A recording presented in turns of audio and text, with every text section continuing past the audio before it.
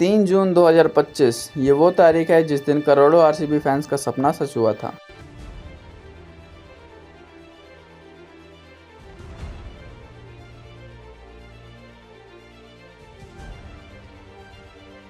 ये दिन था आरसीबी के ऐतिहासिक जीत का।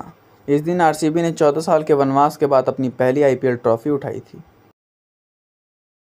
हर तरफ खुशी का माहौल था और इस जीत को और भी हिस्टोरिक बनाने के लिए आरसीबी के मैनेजमेंट ने 4 जून 2025 को एक विक्ट्री परेड ऑर्गेनाइज करी थी।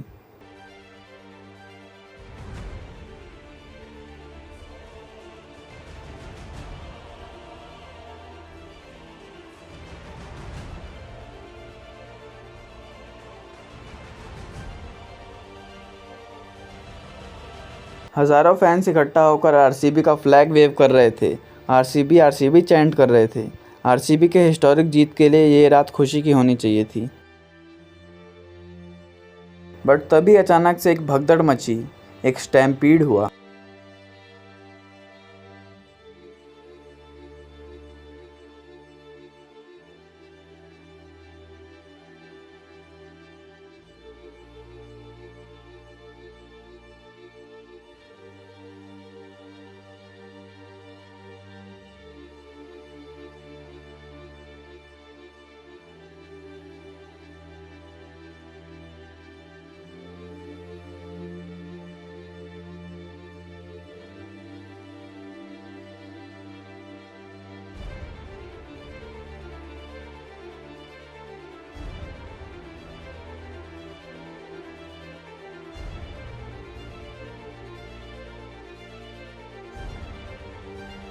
कुछ ही घंटों में दर्जनों घायल हुए और 11 जानें चली गईं।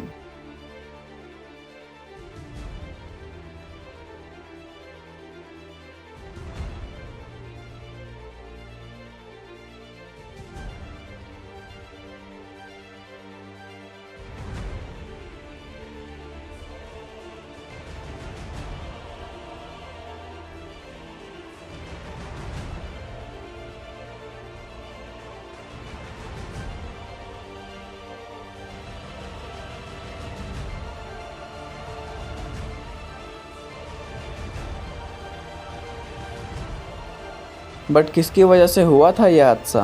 क्या इसमें आरसीबी के प्लेयर्स की गलती थी या सिस्टम के मैनेजमेंट की? आइए जानते हैं इस मुद्दे की गहराई आज के इस वीडियो में। हर हर महादेव दोस्तों, इस खौफनाक हादसे में उंगली उठी तो सिर्फ आरसीबी के प्लेयर्स और मैनेजमेंट पर, लेकिन मैं आपको वो सच बताऊंगा जिसके बारे में कोई बात नहीं कर रहा। ये ट्रेजेडी एक मैच या एक टीम की वजह से नहीं हुई थी, ये हुई थी मिसमैनेजमेंट की वजह से। क्योंकि ये पहली बार नहीं है और अगर हम असली रीज़न को इग्नोर करते रहे तो ये ट्रेजेडी लास्ट नहीं होगी। एक पैटर्न, खराब क्राउड मैनेजमेंट का। आइए फ्लैशबैक में चलते हैं। साल 2024 का हाथरस रिलीजियस इवेंट, एक टेंट कोलैप्स और एक पैनिक की वजह से 121 लोगों ने अपनी जान दी, जबकि वहाँ कोई सेलिब्रिटी नहीं था और ना ही कोई क्रिकेट। साल 2013 उत्तर प्रदेश का कुंभ मेला, पवित्र स्नान के दौरान 36 लोगों ने अपनी जान गंवा दी, लेकिन वहाँ कोई स्टेडियम नहीं था और ना ही कोई सेलिब्रेशन। साल 2005 महाराष्ट्र का एक मंदिर, देवी मंदिर, एक तीर्थ यात्रा में 265 जानें बेवजह गई, जबकि यहाँ कोई कॉन्सर्ट नहीं था और ना ही कोई पॉलिटिकल रैली। इस पैटर्न को समझिए। हादसा उनकी वजह से नहीं हो रहा जो इकट्ठा हो रहे हैं, ये उस पर डिपेंड करता है कि अथॉरिटीज़ कैसे प्रिपेयर करती है। असलियत में हुआ ये था कि चिन्नास्वामी स्टेडियम के बाहर फ्री पासेस बांटे जा रहे थे, बट सिर्फ एक ही मेन डोर खुला हुआ था। वहाँ ना तो कोई बैरिकेड स्ट्रेटजी थी और ना ही कोई डिजिटल टिकटिंग की सुविधा थी।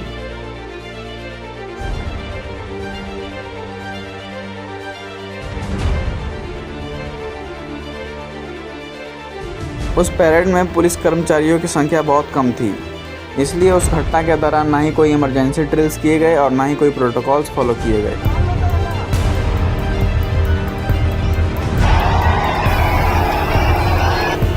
वो इवेंट आरसीबी ने ऑर्गेनाइज नहीं किया था और ना ही वहाँ कोई प्लेयर मौजूद था स्टैम्पीड के वक्त। इन्हें ब्लेम करना इज़ लाइक पुल टूटने के लिए तीर्थयात्री को ब्लेम करना।